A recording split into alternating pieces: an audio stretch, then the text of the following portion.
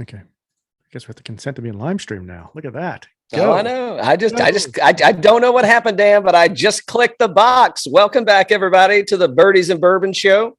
I don't even know where to start, Dan. Holy shit, was this a packed weekend for me. I did get 36 holes of golf in at Berkeley Hills Country Club. I may have shot the lowest round of my pathetic golfing career. Let's see that. Well, hey, the highlight, man, we got to see DJ Jazzy Jeff, minus the Fresh Prince, but Das Barbecue put on a great show with Weber Grills.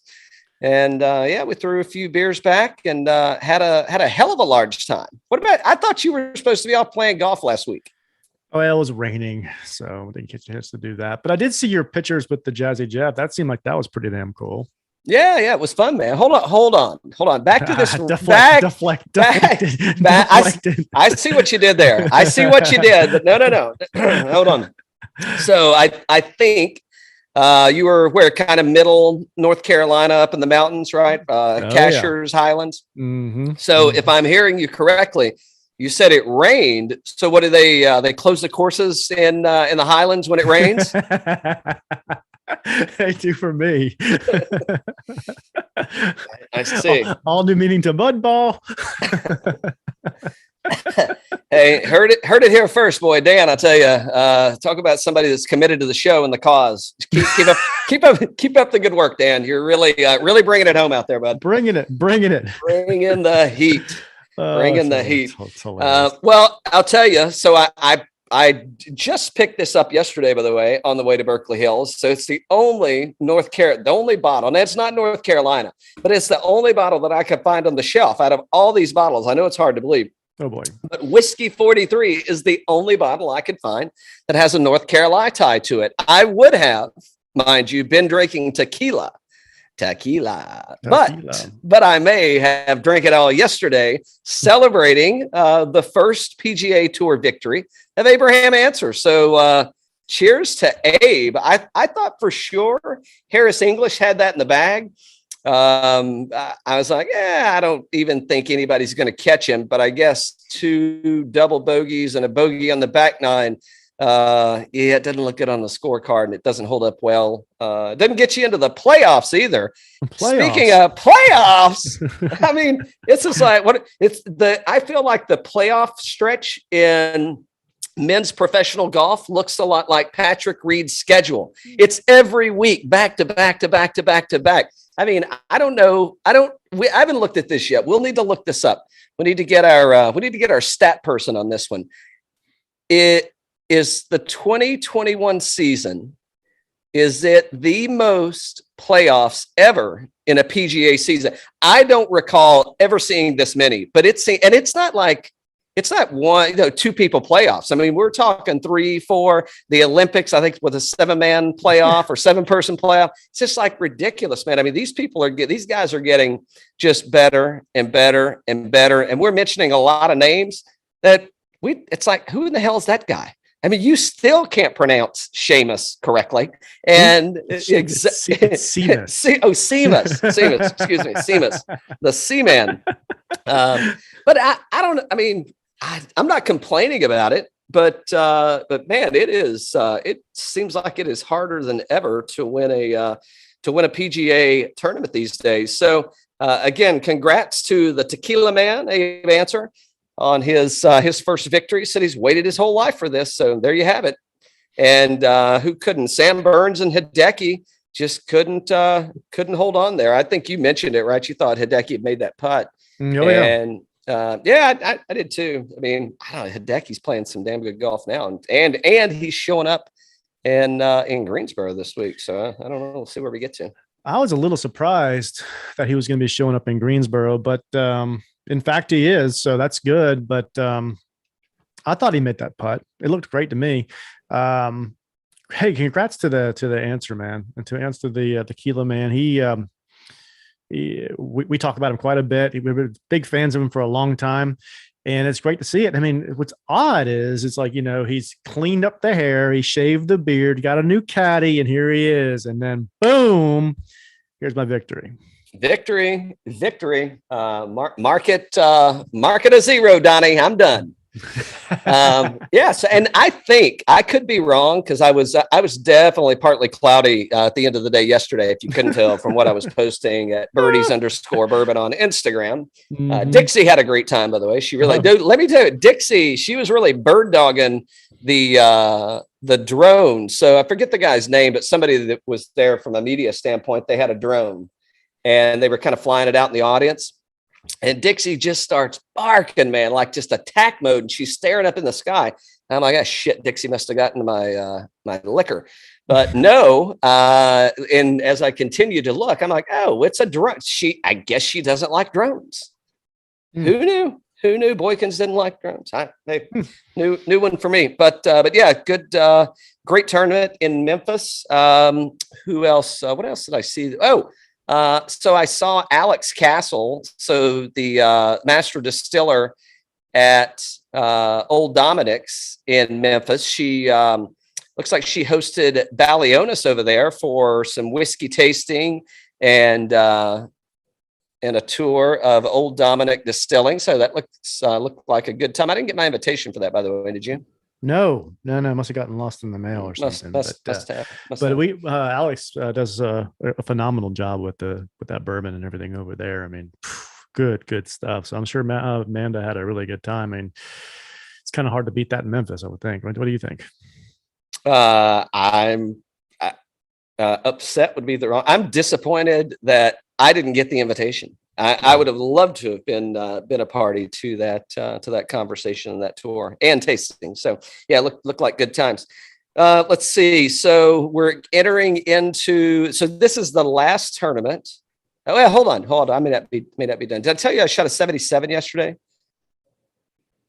Yeah, you told me. We talked earlier today, and you told me that about 4 times. So this makes like 5 or 6. Yeah. Okay, perfect. Well, I just wanted to make sure. I mean, hey, that's like no, novel. That's good, man. That's good. That's really good. I'm messing with you. That's good. Yeah, that's novel. And I missed probably 3 or 4 birdie putts too. So, did you? I'd have to get back and count. Yeah, but yeah, I had a pretty good cocktail going there. So I wish I would have written down that mixture that I was injecting into my body. But I didn't. So yeah, I don't know. Probably never happen again, I guess. But I mean, kept the score. I guess I could have just written it on the scorecard and pretended like I made that. But either way, so what else happened over the week? I guess I thought your boy Louie was gonna make a run this week too. I mean, good Lord, guy's been on fire. Yeah, I mean, like tournament after tournament after tournament, just showing up. But I mean, I guess if you've got it going on and you're on a streak, right? I mean, why let it go? I mean, it's golf, right? I mean, how hard can it be? So, I mean, yeah, that I'm not taking anything away from it. It was like, oh my God, another week and you're playing in another tournament. But yeah, I think, yeah, it's golf. I mean, I would definitely have showed up every week if I could have. So is DJ getting sneaky good on us? I think he is. Oh, I don't know. Hey, T10 last week. I don't know. We'll see how he does this week. I played, who did I played Scheffler. Oh yeah. How'd your one and done do? T14, pretty good. T14. I thought he was going to do better. He was doing better earlier in the week. Berger, another T5. He loves that place, man. What do you think about Bryson with this? I thought he was going to make a run for it on Sunday. I would say that Harris English has put him on the do not pair me with him list. But I mean, I thought Harris English had this thing in the bag, man. I mean, he just looked really good. And I guess they were saying that they put him on the clock on the back 9. Yeah. What is Harris comes in, shoots a 73 for the final 62, 65, 65, 73. Woof. That has got to be hard to choke down, man. And then you got Bryson that comes in, shoots a 74, which he was playing. I mean, he had played pretty good, through the first 3 days as well. So I don't know. It's I guess it kind of had to get in their head when they put him on the clock. But all right, let's do a prediction. So is Bryson in? I'll go March. So for like API next year, is he playing Cobra Club still? Yeah, I think so. I think so. I think that I think a lot of people like us heard his comments about the driver and the folks at Cobra. And I think we're taking that and exhausting it to the nth degree. I think it's called marketing. And I think it's intentional. Again, the way you framed it up, the way you said it, I don't know if it was intended for that to be how it was delivered, but I think the way that it's received and people are talking about it, I guess, it's kind of died off though, right? I mean, I'm not hearing a whole lot of noise about it now. So, no. But who do you think? So who do you, in your prediction, let's just take it one step further, who's playing different clubs come January, February next year? Well, I can tell you, Abe Ancer, he is going to continue keeping those Muras in the bag. I'd say after this victory, I think he's playing the MC 201s, I believe, which fantastic clubs. I actually play those in the 5 and 6 iron. Who's going to be playing different clubs? Because the big one this year was Rahm, right? Rahm went. Yeah, he went to Callaway. Yeah. Well, there's no way in hell they're getting rid of Rickie. So that's not going to happen. Justin Rose probably. I think sign a deal. Yeah, I think Rose has got to make top 25, maybe top 10 this week to make it to the first cut of the playoffs. So, and is this correct that Brooks does not have a club deal? No, no, he plays. I think he's Callaway driver. He plays Mizuno irons. I think he's Titleist wedges and he's Cameron putter. But yeah, he doesn't have a club deal. Yeah, I'm surprised that more people, because when Tiger came back, a couple of years ago, I guess when Nike announced that they weren't, that we're getting out of the equipment side or club manufacturing. And, Tiger came back and Tiger didn't have a club deal because he was playing TaylorMade driver. Obviously, the Scotty putter. I guess he's playing TaylorMade irons. I'm not sure. I don't know if he's playing anything right now, but I did see a picture of him though. I guess he was going in for some treatment or something. So he looked like he was getting around good. Yeah. But so who? Back to your question: who's going to be playing different clubs? I don't know. Man. I don't think there will be one. I don't know. I don't know if we'll see like that, a big change up like that, like the Rahm thing that happened. However, I guess with the success that Rahm had in that club change, I would think that some folks are more apt or would be more apt to make the switch in seeing what he did, how he did it, the success he's had with moving over. Right. So, and again, the clubs, I don't think make these guys what they are and what they do. I think you can give them persimmons and, probably, I don't know if I'd go that far, but that would be fun though. Like a tournament with just like a PGA tournament with, give them like some old 1970, 1950 equipment, man. Let them go. Let's see these guys go, because you're going to take the 300 driving out of the category. I guess you're going to probably less spin that's happening with wedges and stuff. Little throwback, how the baseball, they put the old uniforms on. It's have like an old, put the persimmons out there and let's do it. Oh yeah. Yeah, for sure. Yeah. It could be good, man. Could be good. Let's see. All right. So we're heading to your home state this week. To Greensboro, North Carolina, to the Wyndham Championship. Are you surprised by some of the names that are in the field this week? Well, there's some more that are, this is one of the fun tournaments because it's the last one before the playoffs. So you get a lot of guys that are trying to make the playoffs come and play this. And it's what changes things up a little bit every year. Some guys that are kind of lobbying for it or whatnot. Like, I don't think Louis, I'm really surprised Louis playing. I'm really surprised. Yeah. Yeah. So we're heading to, again, the Wyndham Championship at Sedgefield Country Club in Greensboro, North Carolina, just over 7,100 yards, par 70, Bermuda greens again. And this is a Donald Ross design. What's the past winners? We'll give you 5. So Jim Herman last year, JT Poston, Snedeker, Stinson, Siwoo Kim, and DL3. So I would say the majority of those people, what they have in common is they are not long hitters and they are fantastic ball strikers. And I think that's really what we're going to see this week. I think, as far as fairways hit, this is one of the higher percentage courses out there. And I think it's going to be a wedge and a putter fest, man. It's going to be, hey, drive it and who's hitting it close. I think those are going to be the key stats that kind of say who's going to win this golf tournament and who's going to be able to get to 20 below or better. So another birdie festival. Just, I don't know how many more birdie festivals I can watch. It makes me feel so bad about my game. Like I'm over here like, oh my God, I shot a 77. Look at what I did. Like, hey, raise a glass. Exactly. And these guys are out here, I mean, it's like, didn't Sam Burns or somebody shoot like a 59 here one year? I don't know. Anyway. So I mean, I would say not a very penal course, and definitely it's going to be a scorer's dream. I don't know anything else about the course other than I mean, it's a fun. We've been there a couple times, right? It's a fun place to go and watch a golf tournament. We met our friend Ches Reevy. It's a great time. Yeah, it's a great time there. And the weather has not been as hot as it's been in the past. So we're looking here, you're looking like 93 on Friday, but 91 for the majority of it. We might get some rain on the weekend, 30-40% chance on Saturday and Sunday, but it's not going to be as nasty as it's been in the past. And I'm sure Balionis will love that for her hair. Ooh. Last year she was complaining about it. I know.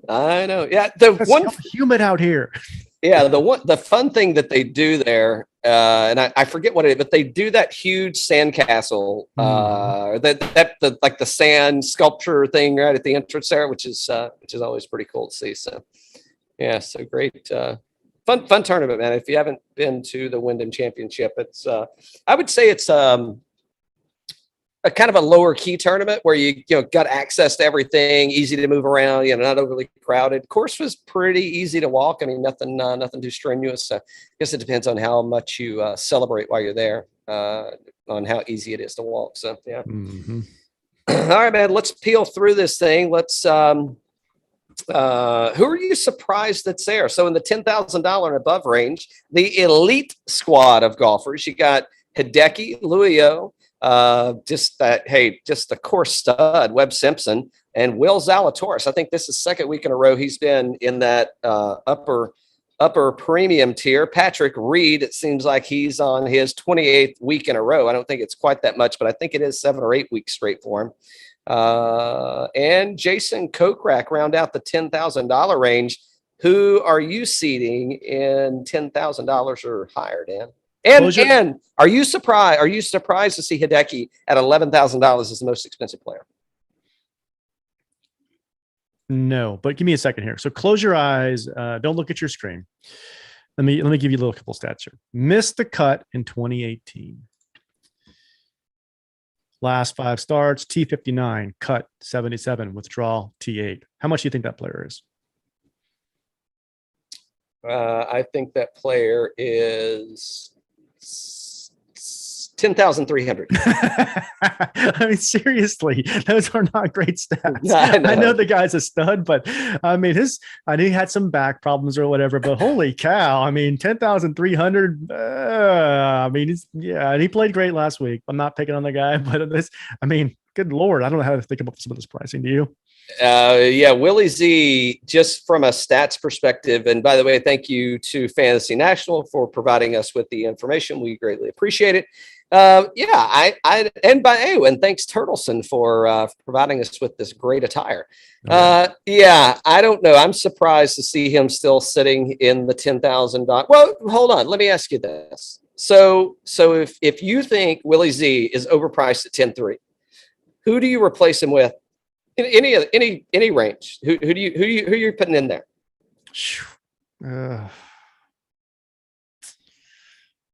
It's tough.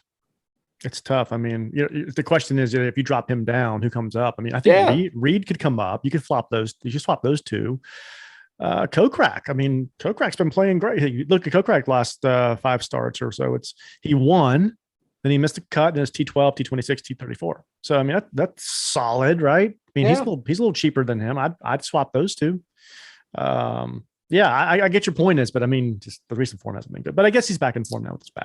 It's not. But I think the other catch there is I think you've got some. I think the naming convention is what you're buying in that situation, right? I don't know that is anybody going to pay $10,300 for Siwoo Kim, for Seamus, for Seamus Powers. Is anybody going to pay? I mean, I would say Sanjay, just with course history here, but it's a recent form, haven't been that good. So, who do you like in the $10,000 range? Who's going in a lineup for you? Well, Louis O is Mr. Lock these days. I like him. Last couple starts, T17, T2, T3, 2, T18. He is first in shots gained total against this grouping, this pair, this field. Second in putting around the green 34 at the approach. Second, I mean, he's great. So 10,700, 17.6% projected ownership. 19 out of 20 cuts made. So, I mean, the man has just been on fire. I like him. I like Hideki. I mean, Hideki's been really playing well. So there's T2 at the St. Jude, withdrew at the Rocket, T26 at the US Open, T62 at Memorial, T23 at PGA. But then he was also in the Olympics. He played well there too, especially on Sunday, right? Making a charge. I like him here at 11,000. He's the priciest guy out there, but I think he's really kind of getting in the form going into the playoffs. I think he could be really deadly going into the playoffs. And he plays here a lot. So where does it? We saw him here last time he was here. In 2019, he missed the cut, T11 and 18, T3 and 16. So he likes this place. I don't know what was going on in 2019. I think he probably saw you and got scared of your 77. And he said, well, it's quaking in those boots. I definitely feel like that was a dig. So projected ownership rate for Hideki at 13%. I mean, I'd say it's pretty reasonable considering you're going to have Webb. It's projecting him at 20%. Obviously, Webb's got a better track record here. Louis O, everybody's going to be all over him at probably north of 18%. Could get to 20. I would expect just in the way that guy's been playing. But yeah, I mean, I think 100%, man. I think you got to go Webber on this one. T3 second, T2 third, and then T72 in 2016. But who's counting? I don't know how you don't put Webb in a lineup here. And it's Webb all day long. Louis hasn't played here back through 2016. I don't know if he's got history here, but again, I don't know that it's going to really make a difference. I think the course is going to set up really well for him for his game. So yeah, I'm probably on Louis and Webb here out of that range, just because I'm saving a little bit of money on Hideki. And I mean, Patrick Reed's got it. I mean, he's a previous winner, T9 last year, T22 and 19, and then 16 he was T22 again. So I don't know, what's the fatigue going to look like for Patrick? I don't know, but I mean, course history says everything is great. So and Kokrak too, T15, T6, T57, T16. So good course history. I mean, pretty for the most part. Outside of the guy you called out at the beginning of this range, I mean, I don't think there's a miss in the $10,000 range. No, not really. No. It's a strong range, and the challenge with this type of tournament is as you go down, it gets a little tougher. So you're only going to be able to take like one of these guys. Obviously, you want to take one of these guys if you can get them in there, but they're expensive. So we'll see, right? So yeah, for sure. So $9,000 range. We don't need to go through the whole list. Anybody in there stand out? And anybody in there? Yeah. In why the hell are they in here? Or I can't believe that's it. I mean, my favorites here. I love Sanjay, plays well here. So his last couple starts: T46, T47, T8, T35, T35. Projected ownership 12.4. Let's see. He was T9 in 2020, T6 in 2019. I think he's a must play. And then I was going to give you one more in this category. I mean, the Wolfman's starting to come on. So T17 last week, T39 at 3M, T58 the Rocket, T15 at the US Open. We know he's had some struggles with where's his head at, if you will. And but I don't think he's played here before, right? Not that I see. No. Well, T19 in 2019. So obviously he can play this course well. I mean, he's a good play this week. I think he's coming around. What do you think? Yeah, I actually like the Matt Wolff play. I think that ownership's projected to be less than 5%, so low single digits. So I think that's probably a lean for me. I think I do like Matt Wolff here. Russell Henley's got a good track record. I think the $9,000 range is kind of a sweet spot. I mean, just looking at tournament history with what's happening here. Let's see, Henley T9, T31, T46. Siwoo Kim. I mean, shit, if you're playing Siwoo anywhere, if you've had Siwoo Kim in a lineup, this is the one you got to play him here, I think, right? T3, fifth. He did miss a cut, and he's a winner here. So, he's digging the Donald Ross design for sure. I don't know if I'm going for two people. I'm probably going to Russell Henley, and I want to say Siwoo really bad, but I think this is a place where Matt Wolff can kind of get sneaky and really put something and post some low scores. So I'm probably going those two. The guy that I'm surprised about here, I hate to say this, two guys, right, and two veterans is the man from down under, mate, and Bubba Watson. I mean, there's some people even in the $8,000 range. I'd probably switch those guys out. So I like Harman here too. Did we talk about Harman? Nope. Yeah, I mean, Harman has been on fire as well, but T36, T19 missed a cut, T5, T19, $9,900, 10.2% projected ownership. Let me get another page here.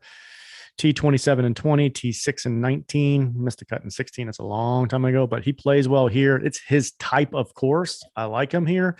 I don't think we talked about Kokrak, but I don't see how you can go away from Kokrak this week either. Well, I mean, I think that's what we were saying. The $10,000 range outside of Willie Z. I mean, if I were fading anybody in 10,000, and that's again, I hate to say Patrick Reed at this golf course because he's got a great track record here, but he's been playing a lot of golf. But this is a Kokrak kind of course where it's kind of like chip and putt, and he's been putting lights out, and it reminds you a little bit of Colonial kind of thing, right? And it's just I could see him winning this week. Let's see who's in our. I'm looking at 24 weeks. See who's leading in putting. Adam Hadwin. Adam, I don't know, buddy. Louis O's ranked second in putting. Hank Lebiota third. Are we moving down to the $8,000 range yet? We are. We are. I don't think we talked about Kokrak specifically, so I wanted to do that. Yeah, no, for sure. Yeah, and he's ranked sixth in my model. Around the greens, he's a little shaky, but from approach, it's definitely in the looking good. So oh, good Lord, down here in the $8,000, Seamus Powers and Rickie Fowler. Rickie Fowler. I can't wait to talk about my one and done. So Rickie, he's not looking that bad, man. Oh, of course not. I mean, comparatively speaking, I mean, if you go back to the first half of the year and look at where Rickie was, and then we've got a T34, T53, T32. He missed a cut at the Travelers, T11 at Memorial, and I think he has to finish in the top 15 to make the FedEx playoffs, and he's never missed one. So, I mean, the course is not overly hard. Weather looks like it's going to be cooperating. There is some skin in the game here for Rickie to make the FedEx Cup playoffs. I think it's in the cards that Rickie Fowler is going to, at least a top 15. Yeah, I do too. I think Rickie's going to play great this week. This is his kind of course. He's played here before, and it's going to set up well for him. So I think it's a great play for you with him this week. And I hope I hope he misses the cut. I don't. I'm just kidding. Hate mail is on. You hear that dinging in the background? Just kidding. That's all the hate mail. I'm Team Rickie. I'm just kidding. Secretly behind closed doors, Dan despises Bucky Fowler. Only when he's Cal's one and done pick. That's the only time. I may change my mind. Don't write that down because to your point, Seamus Power, he's ranked number 2 in the model. He's doing nothing bad. Barbasol Championship winner, T8 at the Deer, T8 at the Rocket Mortgage, T19 Travelers, T19 Palmetto. Seamus, how do you even spell Seamus, Dan? I mean, that's a great pick, man. He's playing lights out. I mean, he's doing nothing wrong. I mean, last 24 rounds, I mean, this guy's just so solid. I mean, you've got him projected at 16% ownership at $8,500, and just below him, you got Kevin Kisner, which I think this course sets up really good for Kis. And, I mean, he's, putting wise, he, couldn't be better, but 63, 73, T8, T5, and T55. So, I don't know. Kis is probably a good play. Well, hold on. Kis was T3 here in 20, T42 and 17, T10 and 16. He plays this place really well. Yeah. Sets up well. Okay. My sleeper pick in the $8,000 range, though, it is not the same as your sleeper pick, which is probably Justin Rose. And by the way, I think Justin Rose probably, if we're betting, and I am a betting man, I don't think Rose is going to make the FedEx Cup playoffs. I want him to. I just don't think he's going to. However, Charles Schwartzel coming in hot, man. T2 at the 3M, T26 Barbasol, T19 at the U.S. Open, T53 at the Memorial. I mean, I don't know where Charles has been, but seems like he's got the ship righted. I say sleeper pick. I mean, he's projected to be almost 12%. Right now, so I guess that's not much of a sleeper, I definitely like. I like Charles here. I like Seamus. I like Rickie. I mean, I like a lot of this $8,000 range. I like Kis. I like Streelman. Yeah. Let's see. Who don't I like in the 8,000 range? I know you were going to ask me that. It's just I felt it coming. I don't think I like Rose here. I'm just saying. Or EVR, none of them. Or EVR. Yeah. Both of those guys probably fading those during this tournament. Yeah. $7,000 range. You know who I'm taking. Schnitz. You know I'm taking Brent Snedeker. T11, T19, T38 in his last three tournaments, but at the Wyndham at Sedgefield Country Club, T42, T39 winner, and T3. I don't know how you can get around that. Jonathan Vegas. I don't know, man. Like he's since 2016, he's played here twice and he missed both cuts. I don't know why that is, because again, it's not an overly hard course, but I mean, not even making the cuts, kind of, but recent form, good. He's totally there, right? Yeah, I mean, everything is like, well, I got to play that guy, but course history here doesn't look very good, especially when you got some of the other folks below. Even talking about recent form with some of the other folks below. So, I don't know who you liking in the $7,000 range. I like Schneds, Vegas, and there's one other person. Schneds, Vegas. Is that getting on HV3 here? Yeah, Lebiota? No, HV3 is what I was going. I missed my screen here, but yeah, HV3 was T7 in 20, T60 in 19, T53, T10. So he likes this course. Recent form for HV3. He's a ways down here. That's why I didn't see him earlier. T11 at the John Deere. A lot of miscuts in there, but I think he's been showing some signs of improvement. Just watching the guy play. So I'm on HP3 this week here. Hometown kid, went to East Carolina, lives in Charlotte, an hour and a half away. I think he does well here. What's Poston's recent form look like? So what, he won here 3 years ago? And I'd be on Hammer and Hank too, man. Holy cow! Who is this guy? A professional golfer? Where did he come from? Where did he come from? Good Lord. Where is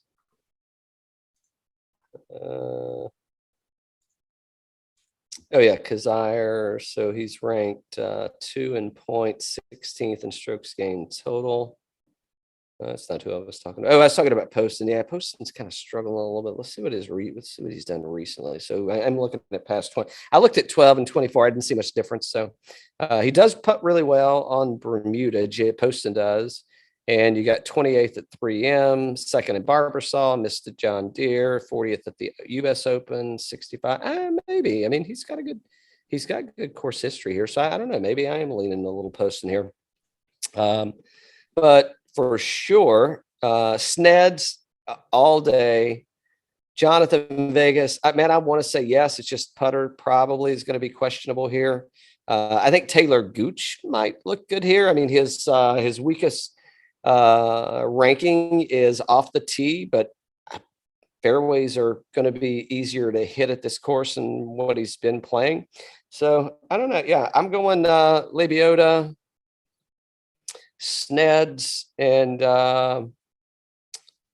who else is in the seventh? I mean, I don't. Zach Johnson, maybe T34, he plays well T25. Yeah, he plays really good at the course. So I don't know. I guess Lebiota, the only thing, he's ranked third in the model. He did withdraw from the 3M. I don't know. Did we see why he withdrew from that?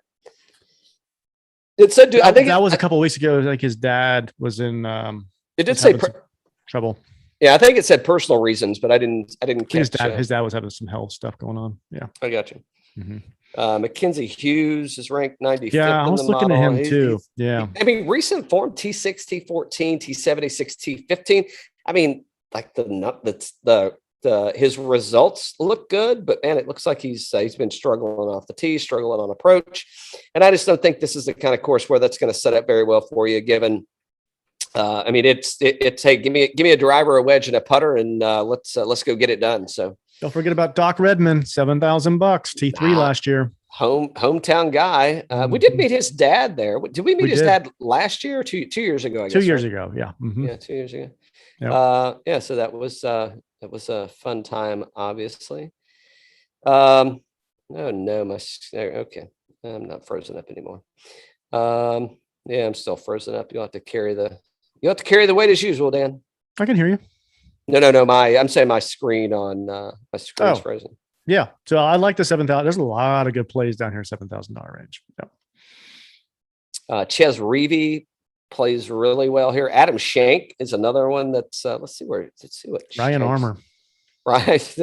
At 7,000 was 7,000, I believe. T6, T5 last two starts. Yeah, I think that's probably a solid play. Who else? I mean, Chris Kirk's been firing off pretty good. T51, T11, and T46 in his 3 outings at the Wyndham. Hold on. So I'm going to get this screwed. As Slovakia? Is he Slovakian? Is that Sabatini? Is it Slovakia that he signed up? I think so. Shit. I mean, it's $7,300. So he missed the cut last year, but T6, T57, T4 for $7,300. For a silver medalist? For an Olympic silver medalist. I'm just saying. I mean, could be something there, man. Who else we got in here? Yeah, you mentioned Ryan Armour. I think that's probably a good one. You mentioned Redmond is a good one. It's probably my $7,000. I mean, I guess there's Keith Mitchell. I mean, it's hit or miss, but I mean, with this field, I mean, I could see Keith kind of turning something on here and going top 20. Mm-hmm. Joel Damon, same. I mean, I could see that happening there for him as well. $6,000 range. Let's see. Is there anybody we want to just note? Because I mean, if you went heavy up top, so Michael Thompson, he's got to do. I think he needs a top 25 to make the FedEx Cup playoffs. It could be more than that, but I think he definitely is in contention to make them. Hermy. It's like, he was leading last week, wasn't he? Or no, he wasn't leading, but he was like close or something. Yeah. Yeah. No, he had a hell of a match or hell of a round. Camilo Villegas, that's someone that he can make the playoffs with a good showing. Who else is in here that I'm kind of leaning on? Matt Kuchar, he hadn't played here since 26. Wait, he hasn't played here through 2016, so I don't really know where Kuchar's game is. He's kind of struggling. Watch out for Duffner, man. Watch out for Duffner. The Sauce Man, I got a feeling the Sauce Man is not going to make. I think he's got to be top 5. I don't think the Sauce Man's making the FedEx Cup playoffs this year. And who else here? Richie Warinsky, T39, T53, T10. If you need to get down in into the $6,700 range. Who else is down here? Matt Kuchar. Yeah, Matt Kuchar. I don't know. I don't like where he's at, man. I know, but that's cheap for Matt Kuchar. I know. Yeah, well, Oh, that's what happens when you're playing like that. Denny McCarthy, T9, T22, and T36 for $6,400. Maybe something there.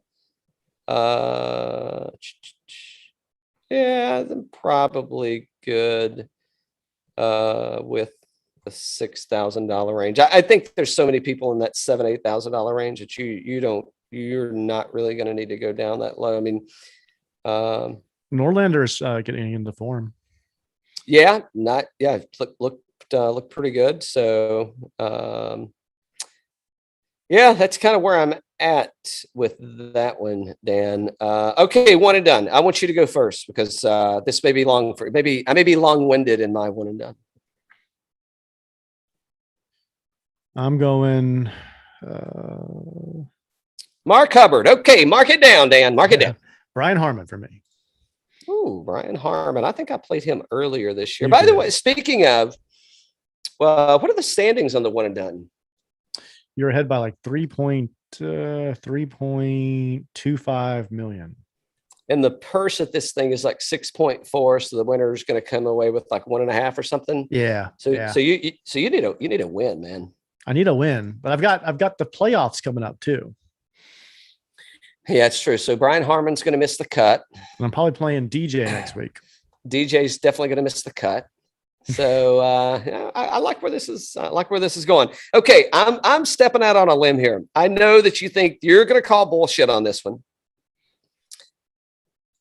but he's so beautiful in those Corona commercials, in the sand with the sunlight glistening off his face. The sunlight reflecting off of that bottle that's perspiring, and then the water dripping down off of his hand in that floral outfit.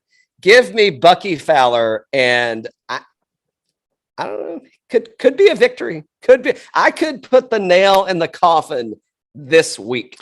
So can I ask you a question? Are the Olympics over yet?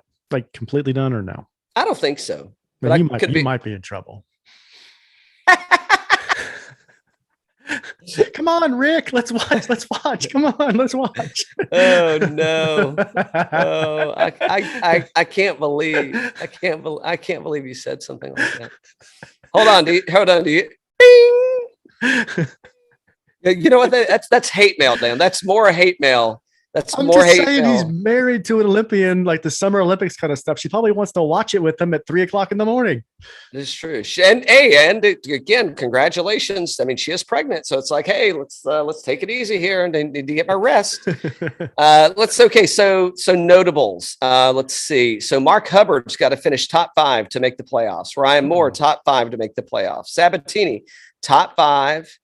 Molinari, the sauce man, he's got to finish top 5 to make the playoffs. Top 10s, you got notables here. Fleetwood's got to finish top 10. Rose has got to finish top 10. I've got a point. I'm getting there. Top 15, Nate Lashley, Michael Thompson, Camilo Villegas, Roger Sloan, and Bucky Fowler. Top 15. I think the cards are aligned for Bucky to make a top 15 finish, and maybe he could even get a win here. Wouldn't surprise me. Hey, let me just catch up on a couple other notables here. So top 25 to make the playoffs, you've got CT Pan, Adam Scott, Ryan Armour, and Patrick Rose. We didn't talk about Patrick Rogers. That's another good one that I think he's kind of sneaky good here. This is a good track for him. Matt Kuchar and Bo Hogue, top 25 to make the playoffs. Matt, I got a feeling he and the Sauce Man are going to be scheduling other tee times for the rest of the season. And Ches Reeves got to finish top 40. I would say that's probably doable here. Dylan Fratelli, maybe. Top 35s are Richie Warinsky and Scott Stallings. Again, that's to make the FedEx Cup playoff. So I like Bucky for a top 15 here, man, to finish to make it to the playoffs. I do too. I'm just giving you some crap about it. No, I think that's a great play. Again, he likes the scores. He's played here before. What's that? Hasn't played here often. Oh, yeah. No, that's Dan. Yeah, that's Dan making all the negative comments about Rickie Fowler. Yeah. Dan is like the least, the lesser attractive of the two of us. The one that looks like he shaved today. Yeah. That guy. Dan, can you wave? So they know which? Yep. That's him. Okay, thanks. Cease and desist on the way, buddy. Oh, good. So this close to Atlanta, Rickie's pretty close to Atlanta here, because he's not in South Florida. Do you think he'd be making any trips over to Atlanta while he's here? Maybe doing some Delta commercials for that Delta variant? It's very, where's my mask? I need my sunglasses and my mask. Whenever I fly commercial, I fly Delta. with my mask and sunglasses. I don't know, man. No, he ain't coming down here. No, he's getting ready to go make the playoffs. Well, Are you kidding me? Corona signed him up last year because he had the Corona outbreak, and they needed to look who's got the best Q score for us to get our image back right. It's like, Rickie Fowler. Now Delta variant. I'm like, Delta Airlines. I'm like, damn it! Hey, come on. Why didn't you name it the United variant? Oh, Bucky. God, I hope he wins this tournament. I mean, listen, here's what I hope. Because if he wins this tournament, I think it's pretty much a done deal. And I think if he wins, well, I'm not going to, no, we'll talk about it. We'll talk about it after that. Talk about it after the fact. You may be ahead in earnings, but I'm sure I'm ahead in FedEx points.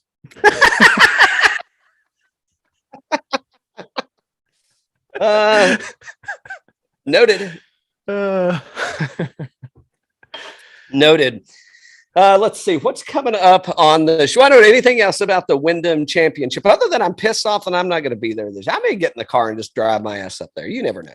You should. I am trying all things North Carolina today. I've got. That's good. Yeah. We've got our Tobacco Road gear on. By the way, if you didn't know, staff member. Only when I have that on, by the way, like honorary staff member. They don't let me do anything important. And I'm just totally kidding. I'm not even a staff member there. I played golf there one time, and basically I got the shit beat out of me by the pro there. Nice work, Martha. But Martha, we're coming back, and I don't know that 77. It's if I pull together what I pull together, if I show up with my game that I had yesterday, all I can say is good luck. Good luck. We definitely got a skins match going. And I will take strokes on par threes, by the way. I'm not too proud. Not too proud. Oh boy. All right. So what's coming up on the show, man? Who have we? Oh, so we got some fun stuff. So we got a couple more minutes here.